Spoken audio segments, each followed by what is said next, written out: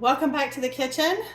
If you're new here, this is Sewing Back, and my name is Brandy, and it's dinner time.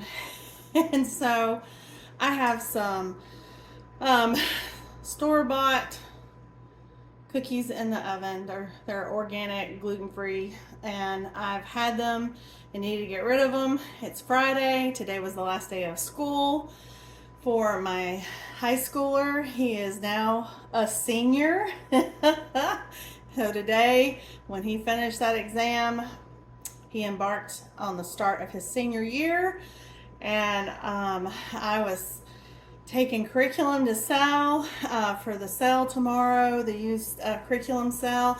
And I got him signed up for his senior portraits in June and all the things. So it begins, and he's the last one. So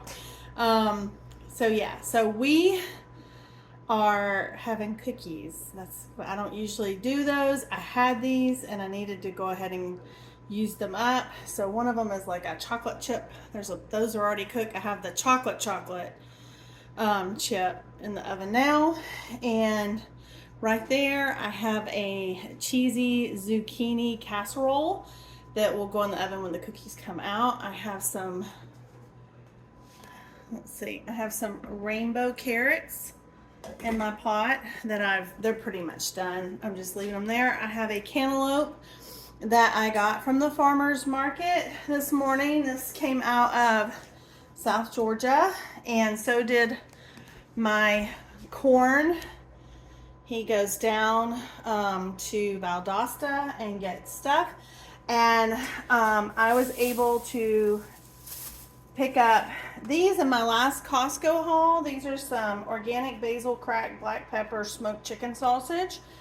But one of my sons loves a gentleman at our farmer's market. He makes his own sausage, and he does a Polish style sausage, and I was able to pick him up some of those. So we're not going to cook these indoors.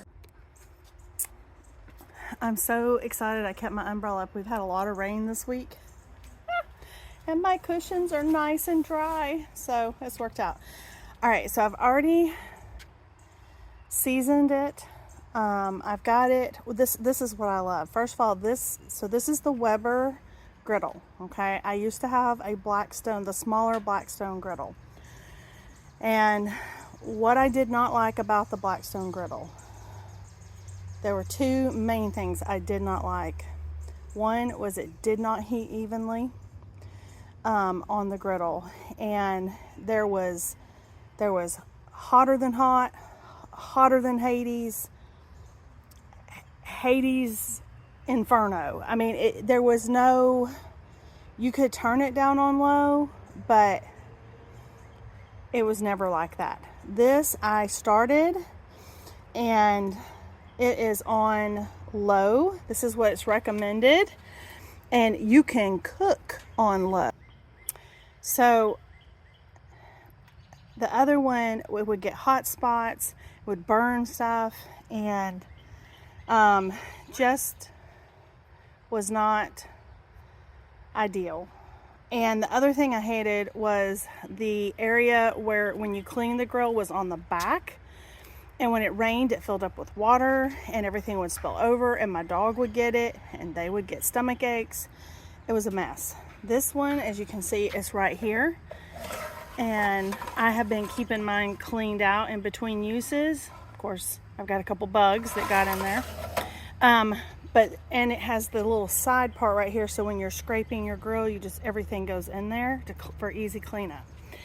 So this one has 3 burners instead of 2. So this one's a little bit bigger than the one I had. It also has 2 side tables, which I like.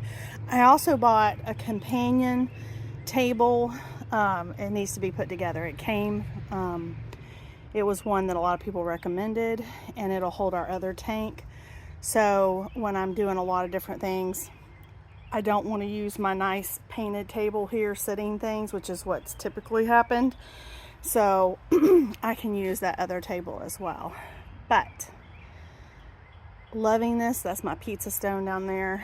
And I've only cooked on it twice. John cooked smash burgers on it for Mother's Day, which were delicious. If you've never had a smash burger, watch some videos and make some. We'll probably eventually make a video showing you how to do it. I was shocked. It was really good. And so what I have done was, before I lit the grill, I put a little avocado oil. Avocado oil has a high heating point. So we followed the directions on seasoning it and all that. So I put a little bit on there. I took a paper towel and my tongs and I went over it. I've lit it.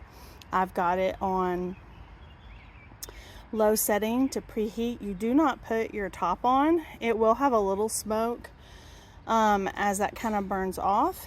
And then I have a little like a radar gun thing that does a temperature. Y'all have seen me use it before. I think I used it when I did the pizzas on the Blackstone. Okay guys, so this is my little handy tool that I was telling you about. So when I would use my Blackstone and I would test the temperature, it would be like 500 degrees in one spot. It would be 700 in another spot. It was all over the place. And I wanted to kind of show you, this has probably been on for about 10 minutes. And it is on low, all three eyes. So we are over here about 325. Let's come over here.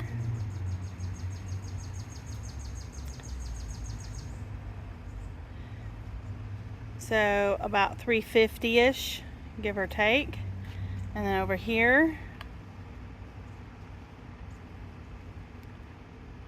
we're at 342, 340. And let's try back over here. So 340, 345. So I mean, that's pretty good. Much better than what I'm used to with the Blackstone that I had. We did find it a new home. Someone who was really excited to get it. They wanted to fix it up, and I hope it will be a wonderful griddle for their family. But I'm loving this. So I'm gonna go get my corn. I want to go ahead and get it on. One of the things about a griddle is you want to be turning your food pretty regularly. And you won't have the sticking. If you season it right and all that, you won't have the sticking, and that you have a good temperature control. I think that was my big issue I had with the Blackstone. It was just, you could not maintain a temperature. It was all over the place, and so things tended to burn. So let me go get my sausages and my corn, and we're going to put that on.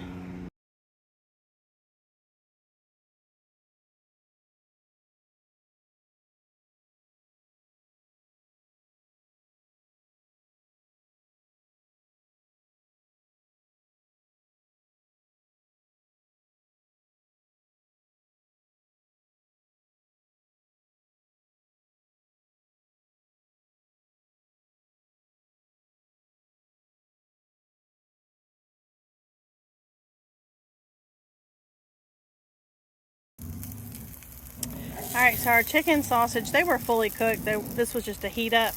They're done. We're probably about 20 degrees off on our pork sausage, and our corn are still going. So I just keep turning them. You can see where some of them are getting browned up. Ooh. So this is kind of, it's really good. It just roasts them. And then I like to put some infused olive oil, cilantro, and roasted onions, my favorite, but any kind of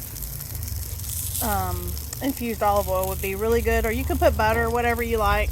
But yeah, so those will be done shortly, and then I'll show you how easy it is to clean this griddle.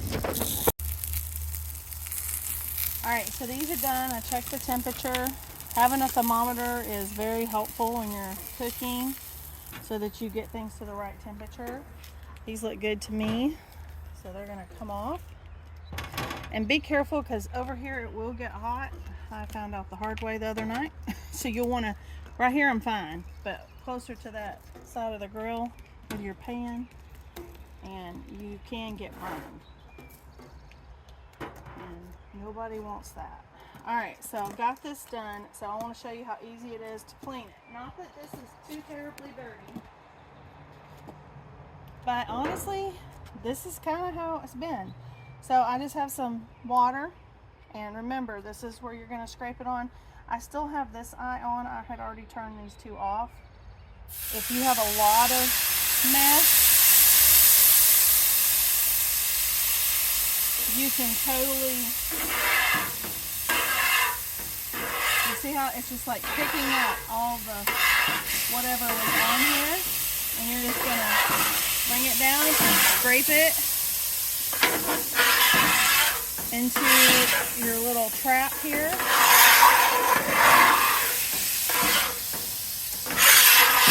And you want to get all that. Now you're not going to clean the trap when it's hot like this. I clean it the next day. I take it out, I throw the dirty parts in the trash, and then I'll wash everything out.